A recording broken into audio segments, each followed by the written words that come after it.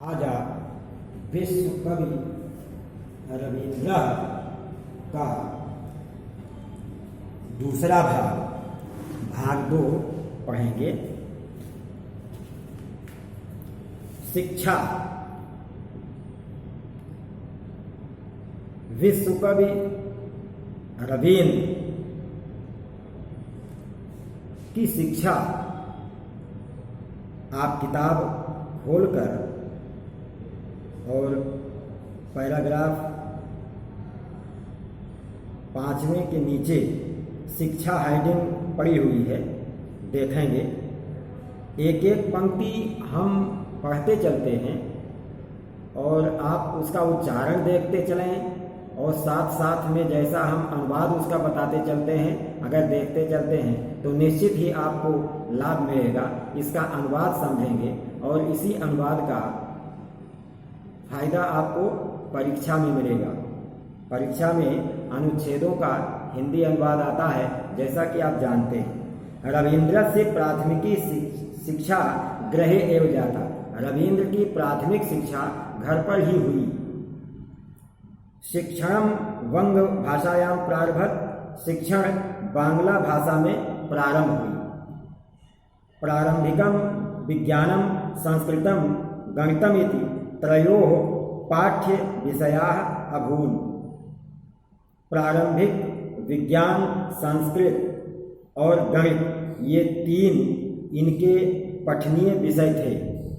प्रारंभिक गृह शिक्षायां समाप्तायां बालका उत्तर कलकाता नगर से ओरिएंटल सेमिनार विद्यालय प्रवेशम अलभत। प्रारंभिक गृह शिक्षा की समाप्ति के बाद बालक उत्तर कलकत्ता नगर के ओरिएंटल सेमिनार विद्यालय में प्रवेश प्राप्त किया। तदंतरम नार्मल विद्यालयम गतवान। इसके बाद नार्मल विद्यालय गए। परम कुत्रापि मनो न रमते स्म। लेकिन कहीं भी इनका मन नहीं लगता था। सर्वत्र अध्यापकानां स्वेच्छाचरणम सहपाठिनां तुच्छा रुचि अप्रियां स्वभावांश्च विलोक्य मनो न रेमे। इनका मन विद्यालय में क्यों नहीं लगता था, इसका कारण प्रस्तुत है कि सभी जगह अध्यापकों का स्वेच्छाचरण, मतलब अध्यापकों की निरंकुशता। अध्यापक जो कुछ कहे वही नियम। अध्यापकों का स्वेच्छाचरण मतलब एकाधिकार। छात्रों के उसमें सहमति की आवश्यकता नहीं, इसको कहते हैं अध्यापकों का स्वेच्छाचरण। और सहपाठियों की तुच्छ विचारधारा, छोटी विचारधारा, छोटी सोच।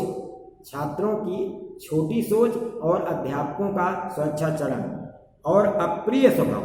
छात्रों का अप्रिय स्वभाव, छोटी रुचि, छोटी सोच और अप्रिय स्वभाव देखकर बालक का मन नहीं लगता था। अतः शून्यायाम घंटिकायां मध्यावकाशे अपि च एकांतिकम जीवनम बालकाय रोचते अस्मि। इसलिए शून्य बेला में और मध्यावकाश में ये एकांतिक जीवन बालक को अच्छा लगता था। अर्थात बालक अलग जाकर के बैठ करके शांतिपूर्वक अकेले सोचता रहता था। बालकस्य मनः विद्यालयेषु न रमते इति विचिन्त्य जनको देवेन्द्रनाथ 370 अधिक 1810 ख्रीष्टाब्दे सूनोरुपनयन संस्कारं विधाय तम स्वयं सार्धमेव हिमालयम अनयत। बालक का मन विद्यालय में नहीं लगता है, ऐसा विचार करके इनके पिता देवेंद्रनाथ 1873 में 370 अधिक, 70 माने 70 और 370 माने 73 और अधिक 370 अधिक अर्थात 73 वर्ष ज्यादा है। कब? 1810 माने 18 और 7 माने 100, अर्थात 1800 के बाद 73 और जोड़ दें तो 1873। 370 अधिका 1810 ख्रीष्टाब्दे सूनोर उपनयन संस्कार। सूनोर उपनयन, ये सूनोह धन उपनयन, ये सूनु धन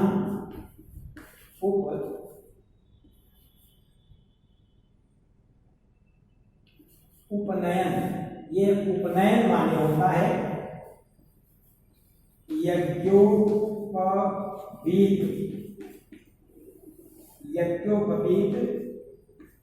संस्कार। तो सुनो ये अर्थ होता है, सुनो का ये षष्ठी विभक्ति है, एक वचन, एक वचन, ये षष्ठी विभक्ति एक वचन हुआ। सुनो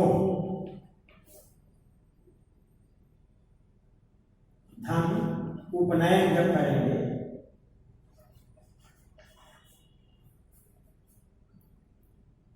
सुनो धन उपनयन अर्थात सुनो रूप नयन,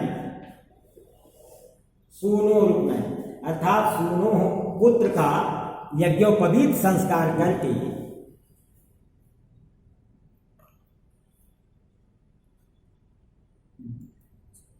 उस बालक को स्वयं सार्धम अपने साथ हिमालय लेकर चले गए, क्योंकि वही अध्यापक थे।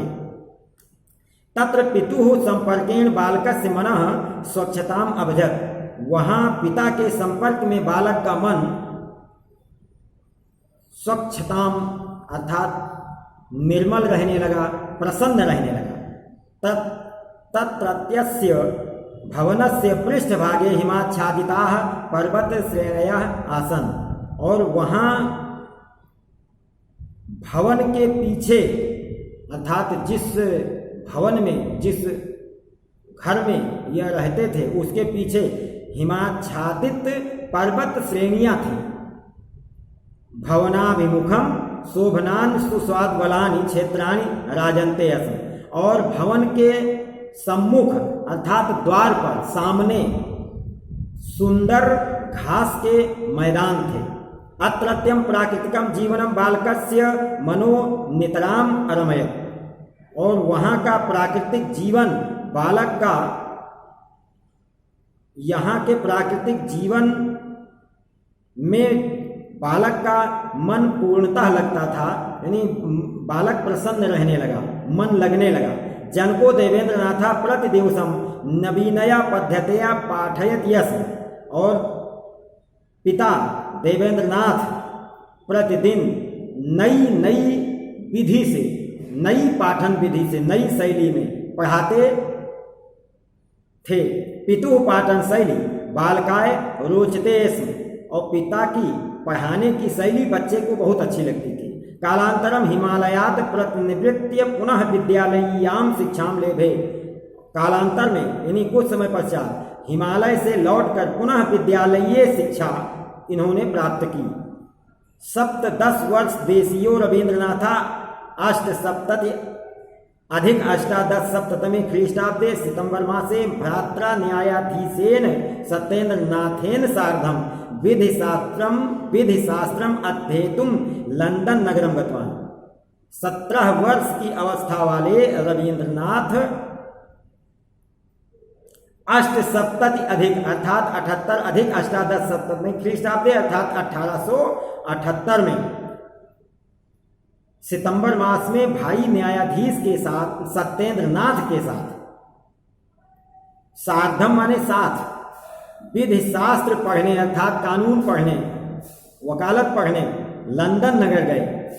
दैवयोगात रविंद्र से वैरिस्टर पदवीम पूर्णताम नागात, और दैवयोग से रविंद्र की वकालत यानी वैरिस्टरी पूर्णता को प्राप्त नहीं हो पाई। सह पितुराज्ञा, वो पिता की आज्ञा से, भ्रात्रा सत्येंद्रनाथेन साकम, पिता की आज्ञा से भाई सत्येंद्रनाथ के साथ अशीत्यधिका अष्टादशसप्ततमे ख्रीष्टाब्दे अर्थात 1880 में फरवरी मास में लंदन नगरात कलकत्ता नगरम आया था। फरवरी मास में लंदन नगर से कलकत्ता नगर वापस आ गए। इंग्लैंड देशस्य वर्षद्वय आवासे पाश्चात्य संगीत से सम्यक परिचय तेन लब्धा।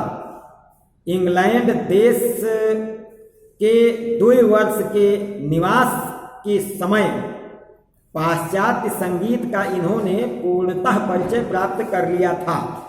यह रवींद्र यानी विश्व कवि रवींद्र पाठ का दूसरा भाग समाप्त हुआ।